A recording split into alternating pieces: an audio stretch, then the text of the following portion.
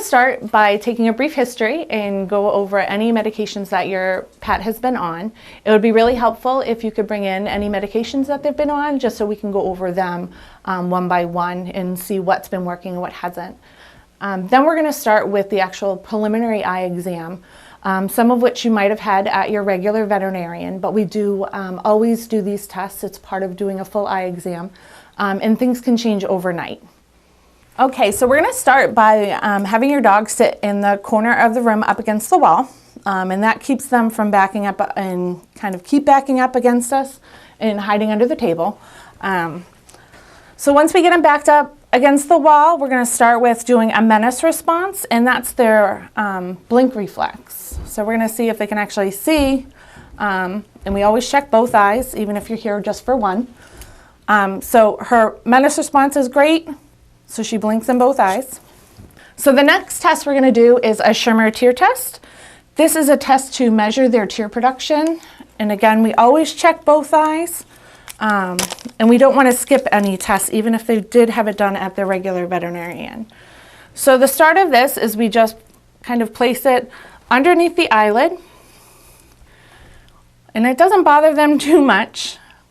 And we leave it in for either a minute or until it hits the number 15 on the measuring point here. Good girl, Betty. And again, we always want to check both eyes. Good girl. Excuse you. All right, perfect. The next test we're going to do is a fluorescein stain. This is to check for any scratches or ulcers in the eye. And we just do a drop of this yellow dye.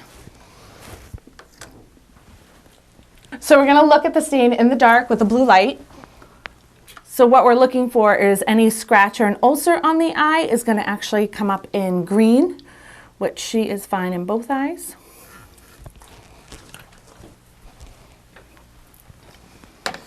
The next test we're going to do is a glaucoma test, and this is to measure the pressure inside the eye. And what we use is called a tourniquet, and again, it doesn't hurt the patient.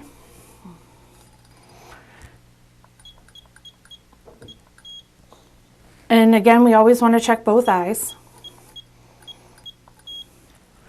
Right, so the next test we're going to do is check her pupillar light response. And mainly what we're doing here is we're just looking to see if her pupil constricts with light. And again, we always want to check both eyes. And we always want to look at the other eye when we're shining the light in one eye if the other one is constricting as well.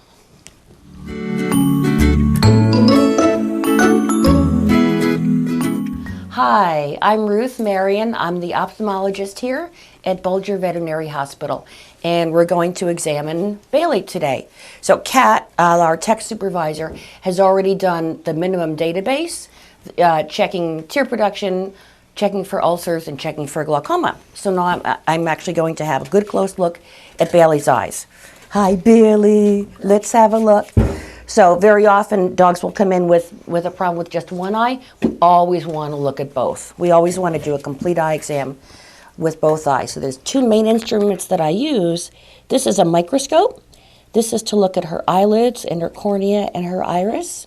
So everything in the front of the eye. Look at that. Lo and behold, we found something. She has a dystechia. That's an extra hair on the eyelid margin. With some dogs, that's a problem. So if Bailey is squinting, rubbing, pawing, that type of thing, that means my eye hurts, and we should think about removing it. Look at that. She's got one over here, too, on the upper lid towards her nose. So at the very least, she's symmetrical. So that's a good thing. Good job, Bailey. So that was the blue light, and that looks for ulcers or scratches in the eye. Fortunately, I'm not finding ulcers in either eye, so that's a good thing for Bailey. Great. Okay, so we finished the exam of the front of the eye, her eyelids, her cornea, and her iris, and all we found was two extra hairs that don't seem to be a problem. This funny-looking headset is to look at the back of the eye. This is to look at the lens and the retina. So things we'd be looking for here would be cataracts. A cataract is an opacity in the lens, and then the retina. The retina is the part of the eye that actually sees light and images. Many problems can happen in the retina. Some are born with, some dogs are born with, some they develop when they're young, and some they develop when they're quite older. So fortunately, both Bailey's lens and retina are perfect. Yay! So all she has is those 2 extra hairs on her eyelid margin, and this is something that an owner can watch at home. If she's squinting, rubbing, pawing, needs to come back in, if she's walking around with her eyes open, happy as a clam like she always is, then she won't need anything else.